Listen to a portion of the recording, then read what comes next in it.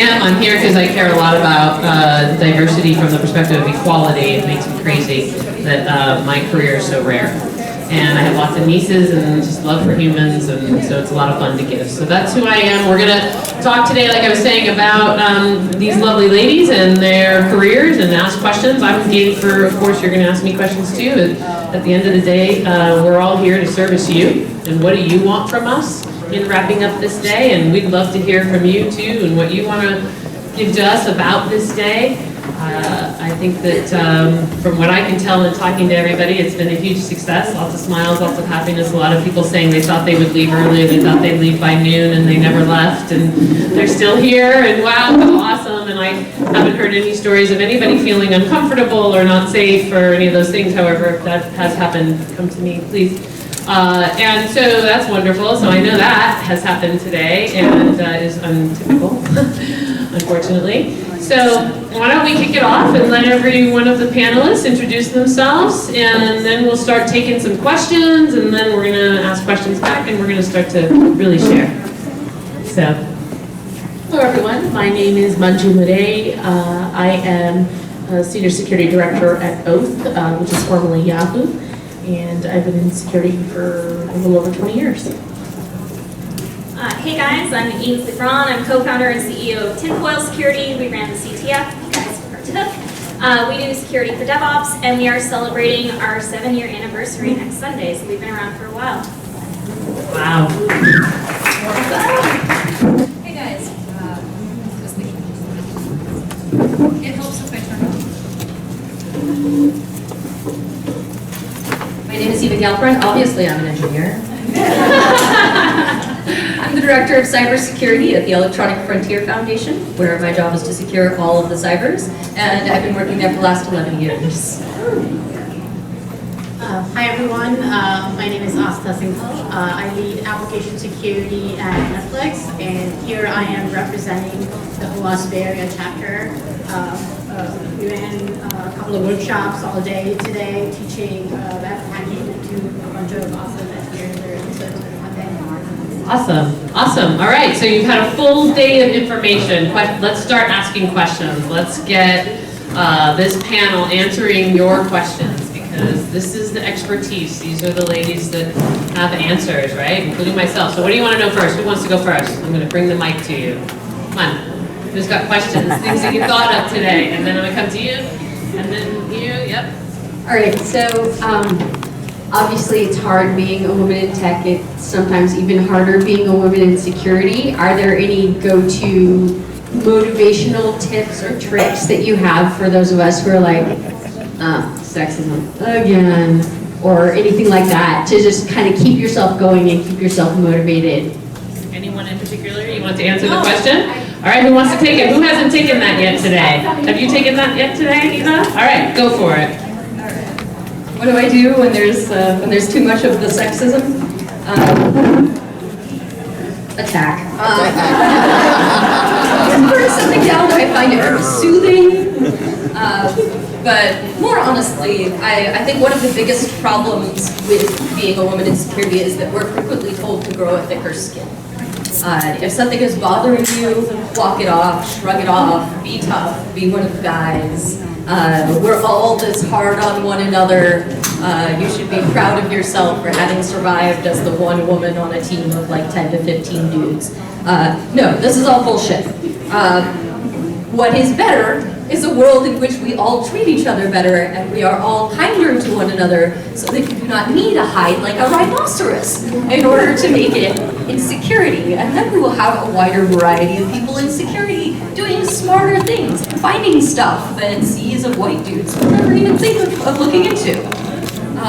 So when that's not happening, one of the things that I like to do is find someone who is not like me and help them out. Usually just send them some call for papers at a conference and say, maybe you might want to do some research and submit it to this conference. Or, I will look over your paper if you promise you will submit it to this conference. Or, my personal favorite, I will buy you a drink, alcoholic or non-alcoholic, possibly a sandwich of your choice, if if you just submit to conferences, because one of the ways in which we really get ahead in security is by talking about our research. And women are more likely than men to think that they're not ready. My research isn't good enough. How can I get up in front of people and talk to them about these things that I'm doing? Surely somebody else has done it before. Surely this is not a new idea. This is not worthwhile. And I'm here to tell you that somewhere out there, a mediocre white man is working on exactly the same research, and he is not hesitating to submit to the CFP. So do it. Wow, that is great advice. Get out and start making a name and showing your brains. I love that. I love that. You had a question. Hi, so I kind of had an interesting path. I've only been security for a few years, but I started in incident response. I then went to a pen testing role, and now I'm at a startup where I basically was told you can pick the career path you want. We're in hybrid mode, what do you want to do? And I wanted to get from your guys' opinions what you think is a good path in the future with your experience that I should either start to learn more on, or that you think is a good sub-role in security that would be a good career path going forward. A good way to figure that out is actually go talk to security engineers that do the different things that you're interested in. Ask them questions to learn about sort of what are the things that motivate them to do that, what are the things that they find frustrating in that line of work. Like for example, if you incident response, you know how important it is to stay calm in crisis. Like I will never be that person that does incident response because I'm just not that calm. So think about like how those different things match to your skill set.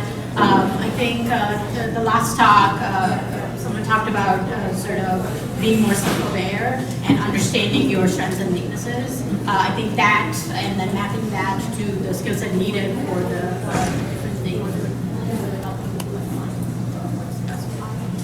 I think it also really depends on what you want as for yourself. I'm of the personal opinion that, so long as you're lucky, life is really long, and you have the ability to be really good at 5 or 6 drastically different things, whether it is cybersecurity or anything in tech, or whether it's completely outside the tech world. So finding exactly what drives you, because it could be that you really enjoy, I'm in a strategy role, and I love it.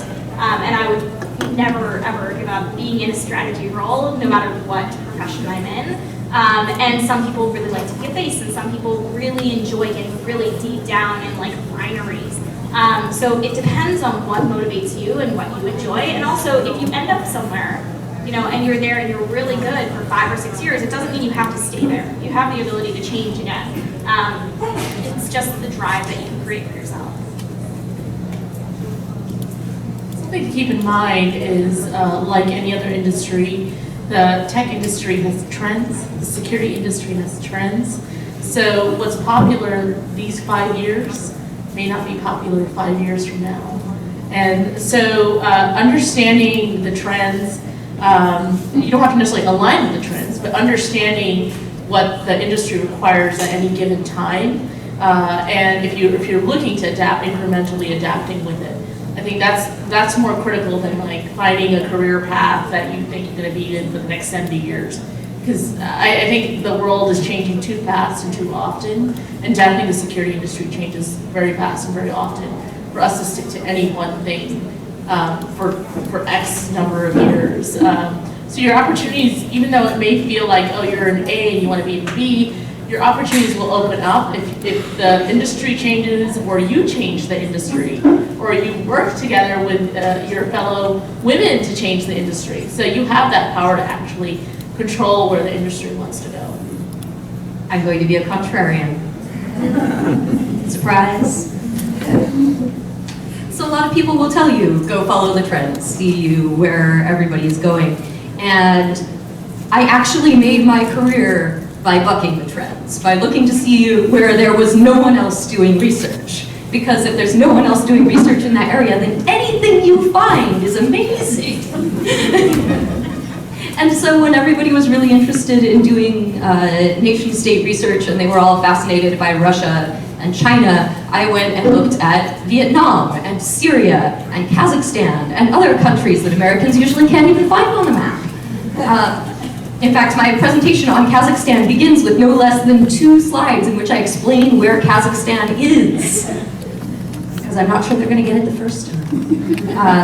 And then I moved on to doing work supporting victims of domestic abuse. Because often in cybersecurity, we think about cybersecurity as this thing which is for companies or for nation states, and we don't think of individuals and we don't think of vulnerable populations in this broader sense. So I'm trying to expand our ideas about what a vulnerable population is. So while all of this advice is good, I am going to go full contrarian and say, go where no one else is going, look where no one else is looking, because that's really where you can have a lot of impact. Yeah, and that's true of any industry, right? And what a great way to be thinking too. It's both worlds are there for us, which is awesome. Yes. It sounds like many of you have advanced degrees in security engineering or have pursued some level of fairly stringent study in security engineering. What would you say to those of us who do not have that background?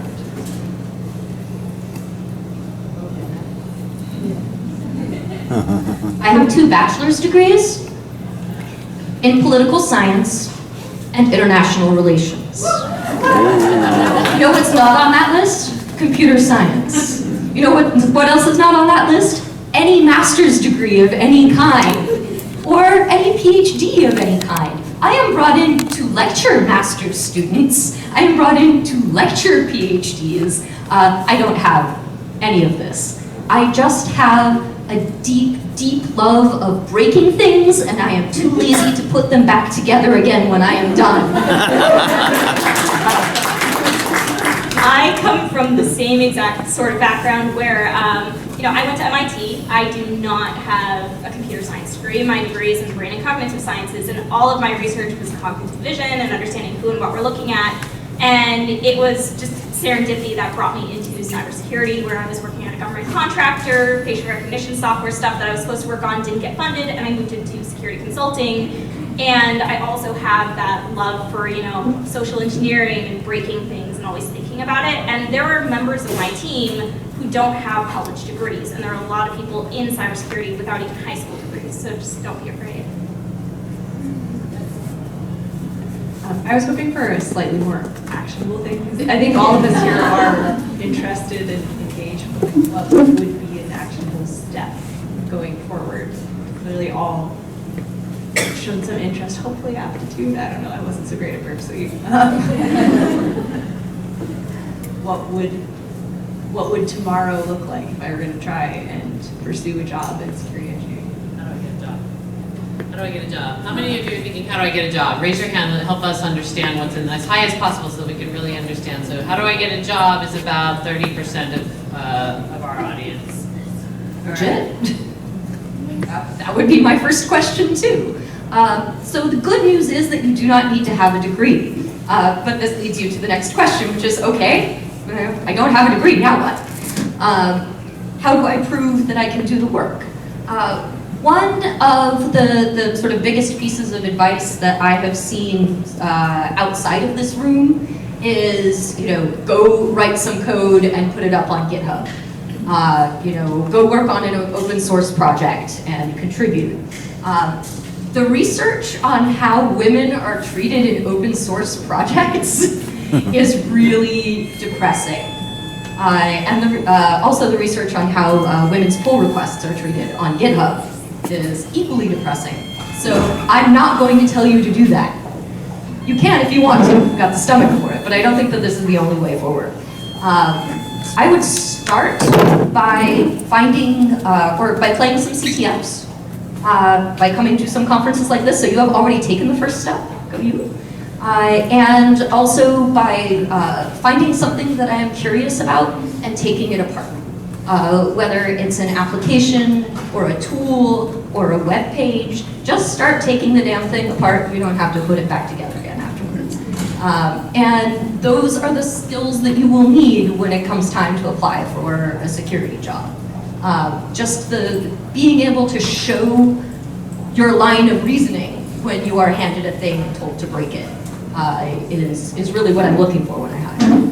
I kind of got forced into security consulting just because the project I was on wasn't funded, but afterwards I created my own job. You know, my goal was to do something in cybersecurity. I look at things in a different way anyway. I was already looking at websites, APIs, and finding vulnerabilities, closing them with my co-founder, and he and I were like, well, let's go and do something different because we're not learning anything new. And our goal when we created Tinfoil was to learn something new every day. And that's the impetus for the entire company is we're looking for people who are always trying to learn something new every day. And so I just created my own job where I said, you know what, I think that there's a gap here, I think that I can do it, and with my co-founder, who's been in cybersecurity for a long time, I had a lot of confidence that whatever gaps I have, I can learn or he can help me. And we've been going at it for 7 years, we're profitable at this point, and I absolutely love my team. We're still a tiny company, but I've been able to create the culture that I want, which doesn't have a lot of the issues that a lot of other cybersecurity places have. So, you know, if there is a gap that you're seeing in the cybersecurity industry, don't be afraid to go and just create something that fixes that gap. Yes. Did you want to say something? Go ahead. One thing I do want to point out that cybersecurity education is a very, very new thing. I don't think we've taught security in the classroom for a very long time. So there is a lot of really successful security professionals out there that are sort of self-taught. So let's go with a concrete example. Today you learn how to use Burp Suite. If application security is interesting to you, go play in bug bounty programs, go look at all of the free resources that are out there, like the OWASP Juice Shop or the DevFlop project or the Google Brewer or the XSS hacking game. Go play with these things so you can actually learn the hands-on pen testing skill set if that is what you enjoy doing today. And there are companies who hire interns and entry-level security engineers based on, sort of CTF style tests that are used as sort of the screening process for Awesome. And put it all over your resume. Put that all over your resume. Back here, I see a bunch of hands, so I'm coming back. There's two. So there was one woman before you, and then you. I feel like I'm a talk show host for the first time in my life. Hi. So you guys talked about how there's not really like an education path, or there hasn't been one in the past. In terms of certifications, there are a plenty of them. And so I'm kind of curious if someone is looking to pursue a career in cybersecurity, what certification stands out the most and what frameworks, because for example, NIST is a really big one, GDPR is a really big one. Which ones should be focused on and how do you tailor that to a certain path? I guess I'll take that one. So you're right, GDPR is the acronym of the year, and that's what we're focusing on today. And like my previous comment about trends in the industry, the same thing is true for different education trends in the security industry. You know, through the years, we have seen certifications like CISSP, CISM, CISA, and the list goes on and on and on, and I can talk about certifications, but the certification, just understand that the certification is not the end, the deciding factor of what gets you in the door. The certification helps weave a story around your aptitude, but it is not enough to say, okay, I have a law XYZ letter behind my name and now I'm good. Going off on a revealing tangent, so one of the problems actually in the industry is that there are firms and different companies through the years that have just paid their workforce to go get certification after certification. And when we as hiring managers go see like 50 alphabets behind someone's name, we're like, oh wow, this person really loves certifications. You know, so, but it doesn't necessarily make them right for the role or right for the job. So, you know, figuring out what's available to you. You know, CSSP is a great one. There are some prerequisites around it though, right? They ask you to attest to, there's attested numbers of years in the industry, and then there's some before CSSP that you can get also. That's like a starter certification, but there's other ones based on what path you want to go to. You know, I even hire PMPs, which is project managers, right? So I want to know that you can sort through lots of ideas and come up with ranking them. That's just as important as a tech stack for me. So it's not just the security certifications, it's more than that, and then what you bring to the table. Anybody else want to touch on that? Anything different that anybody wants to add? So it's based on what role you want, for sure, if you're going to do them, right? So GDPR isn't what a pen tester needs to be getting for a search, just so we're on the same page. So that's one of them. And the other is it doesn't get you the job, it does open doors. It definitely opens the doors a little faster. And unfortunately, the industry is charging a lot of money for these certifications, and that's the biggest problem. In fact, I just was having this conversation with somebody today. So if you can get them, get them. They're helpful, and yet don't get them if they're not in your field. What about ageism? I know it's a big problem in IT in general. I've been told that in cybersecurity it won't be as big an issue for me in my 50s transitioning into cybersecurity. But call me paranoid. I also find it a problem, and I see it coming up all over the industry. People don't like to talk about it, and they don't reveal it, and we don't even know if we feel like it's a problem, but there's no real concrete data on security and ageism and all that kind of stuff. So we can only talk about it from an experience perspective. But you're right, I can only say something empathetic, which is, I wonder in Silicon Valley if saying I have 20 years experience in security is actually might be working against me. I do wonder about that. So for all of you newcomers to security, welcome, because we welcome you to come in, and we want newcomers, and we want people who are seasoned, and we want people who just started. We need all that diversity, and those years of experience I think are absolutely necessary, as well as people who bring in innovative new ideas and understanding about new threat vectors. So I'm not going to stand here and tell you that ageism is not a thing, because it definitely is in Silicon Valley, especially in security, where the further you are from sort of the stereotype of the young hotshot hacker in his parents' basement for some strange reason, wearing a black hoodie, hacking while wearing a balaclava. The further you are from the stereotype of what new up-and-coming person in security is supposed to be, the harder it is to get that first job and the harder it is to get ahead. That said, I hire people. And when I do, what I'm looking for is often not just experience, but maturity. I am not interested in babysitting anybody. I think it is fine if you're at the beginning of a new career. This is not my first career. And I think that the only way that we can really fight ageism is if we help each other out. If the people who are in a position to hire don't look for hackers in their parents' basements wearing balaclavas for no apparent reason, but have a much broader idea of what a hacker looks like and of what a person who's relatively new to the security industry looks like. I think it's a problem in tech in general. And one thing that I personally do is, especially when friends of mine are asking for recommendations and they are in an older generation, my mom comes to visit and we always go for long walks, and sometimes we'll just walk through campuses that are large. And people will treat her drastically differently. She looks older. She's 65. And to me, that's a signal that my friends who are of an older generation shouldn't necessarily work there, because she is treated drastically differently. So even just walking around and interacting with people and reading them and really being hyper aware of your situation. I look reasonably young. I started tinfoil when I was 23, and people also treat me differently because I don't look like a stereotypical hacker.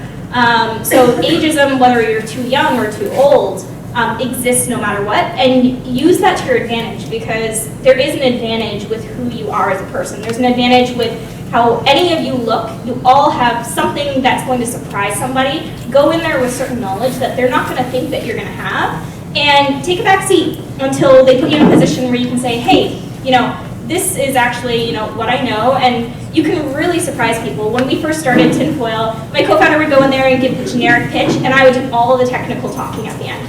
And he's our CTO. So at the end, they were surprised where, I'd go into a VC's office and they'd just be looking at me like, okay, whenever she's not talking, and I would speak all the technical jargon and they would drastically change and you could see it in their eyes. So figure out what your strength is and use that to surprise people, because surprising someone puts them off guard and they're way more likely to reopen their minds. I love that. I love that. Make people think. We know the stereotype's going to be there, so we've got to show up knowing that it's there. I can't believe that I'm being told I have 1 minute as we speak. That is unreal. How is that possible? The good news is, and I'll make sure you, because I see you. There's a question here. Oh, okay. The good news is we all get to go upstairs after this, and we can keep the conversation going. The other good news is that we committed today to making sure that this event next year is, I'm going to say it out loud. Matt, are you ready? Yeah, we're still negotiating the number. Okay. I'm so glad I checked in, dude. Yeah. Oh my God. Okay, so I've been telling people. All right, so the good news is we're going to have a we're committed to this event, and we're committed to bringing it nationally, and we understand that the majority of the people here today are trying to figure out how to get in. And as somebody who does what I do, this is something I hear every day. It is not easy, and you need to fight for it. You're going to have to go and network and pound on doors and show your value and get involved. And if you do, it will happen. It's just going to take a lot longer than you think.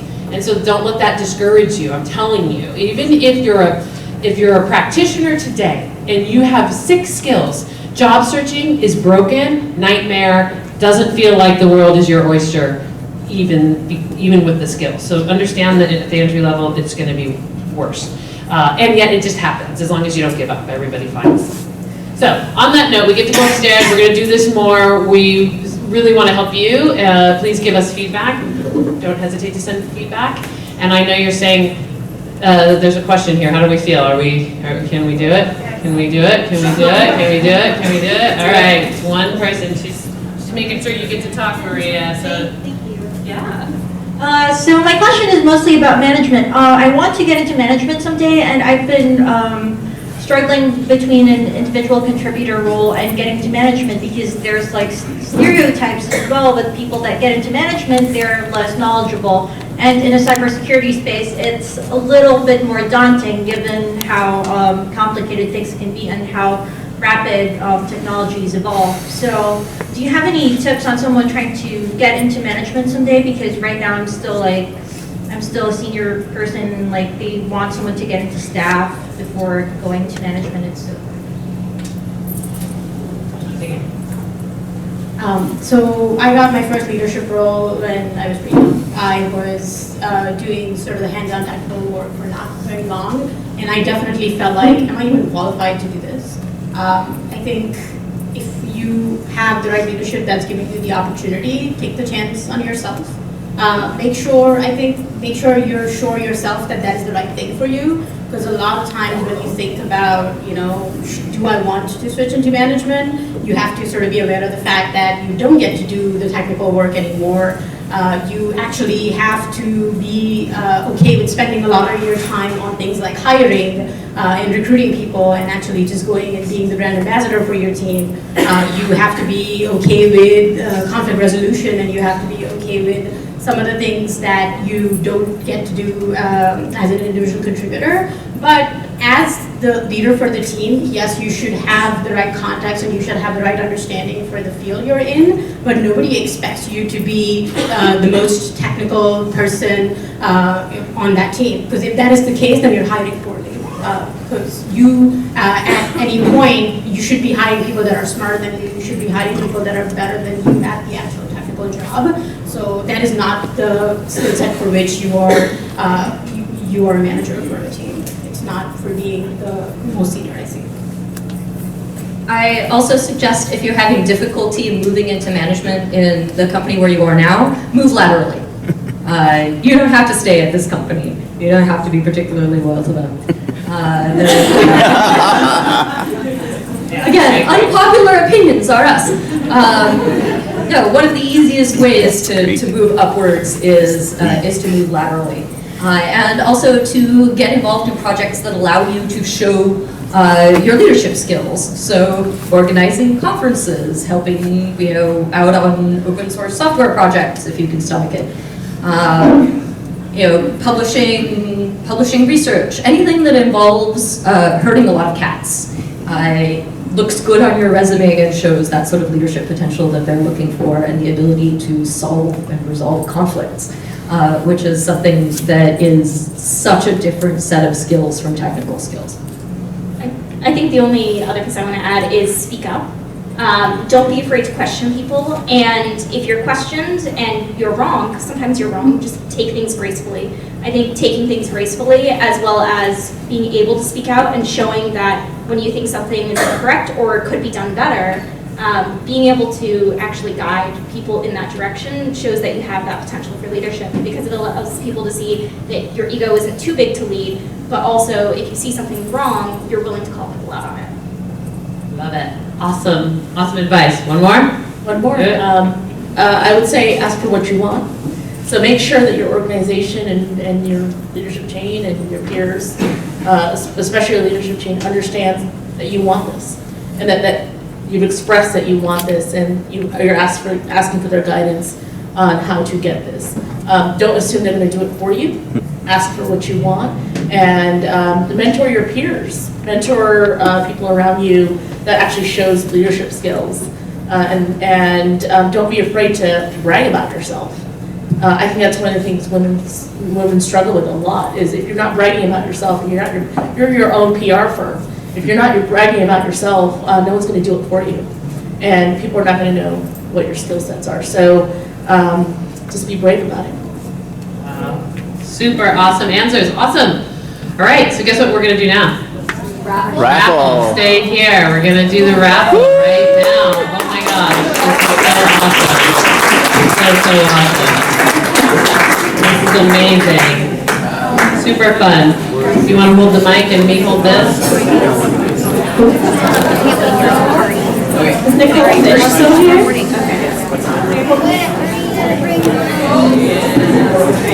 So, if you guys don't know, Nicole, you might have seen her today in one of the rooms. Room 1, maybe? Room 2. Room 2. Nicole actually won our DEFCON scholarship last year. One of our alumni. Today, we actually, we have a lot of alumni here actually. Was the alumni here? Could everyone stand up who was the first one? Yeah. Oh, wow. Oh, wow. Yeah. Thank you guys. Thank you for coming back. So we're going to have Nicole do our raffle today. We actually have, how many? 5. We have 5 minutes for putting up alternates of pay. Please use the mic. There we go. He's the mic. Yes, we are giving away 5 all expenses paid trips to DEFCON. We want you to go and have a good time. Just out of curiosity, how many people here are going to DEFCON regardless of this? Okay, folks, look around. These are the people that are going to be there, and you'll have a good time meeting these people. You've met them here. You're going to have fun in DEFCON. Connect with each other, for sure. Yes, yeah. Sure. Okay. I was also told HackerOne is the sponsor of these DEFCON, 3 of the DEFCON trips here. Even if you do not win a DEFCON trip today, if you end up at DEFCON, HackerOne has this really great event called H1702, something. I don't know how to say it, but anyway, I went last year. It was fantastic. They bring their top hackers from around the world, and they have companies sponsor each night, and the hackers get to just take on these companies and submit bug reports and get bounties that paid out at the end of the night. It's super fun. There's food. There was a pool last year. Lots of swag. Really cool people. They're super welcoming. They want to extend the invitation to H1702 to literally everyone here today. So if you're at DEFCON, please reach out to HackerOne and you can show up to this awesome party at DEFCON. Exclusive. Awesome party. Exclusive party. Okay, so number 1. Right. Okay. Ticket number 136031.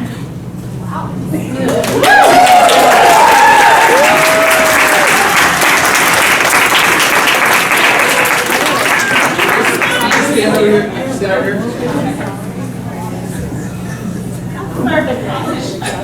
So it's Number 2. What's your social engineering?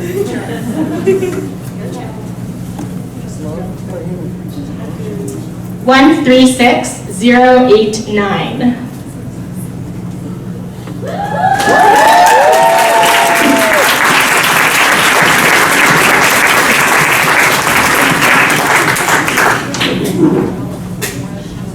There you go.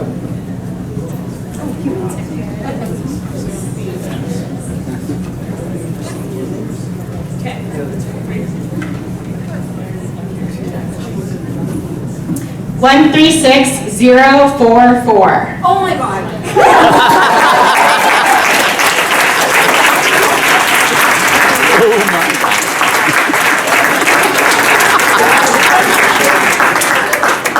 Can I just get a nod, Ilya, that you got that on camera, please? Yes.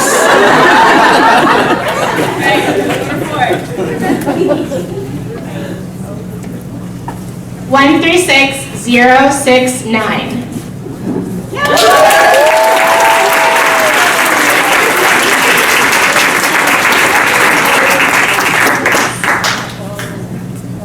Last one. Suspense builds. 136028.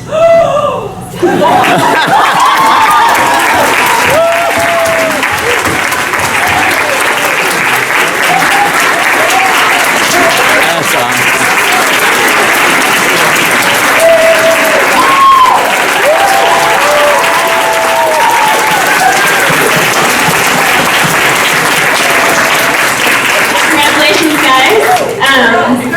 Please, oh, girls, I'm sorry. That's awful. I'm sorry. That was me. I'm sorry. Congratulations, ladies. We're really happy for you. Come see us after this. And then we have cake and champagne. Cupcakes upstairs. So please start making your way there. Yeah. So I just wanted a few minutes with everyone's time. Thank you from all of us for coming. If it wasn't for you, this wouldn't have happened.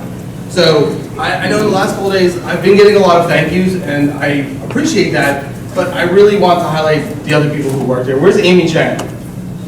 Okay. Okay. See that woman waving back there? If you have a t-shirt that seems back there. Everything that looks really awesome on the shirt is from her. So Laura has also been such an amazing colleague to work with, and so this is also because of Laura. Where's her? I don't know where Chad is. There is. I thought I saw that. There's Chad. Chad is being helpful. Lisa, Kendall. Lana Rich. Where's Lana? Kyle Kennedy couldn't be here tonight, but I'll wait for him. So yeah. And the rest of the team, thank you so much for making this such an awesome event. And we hope to see you next time.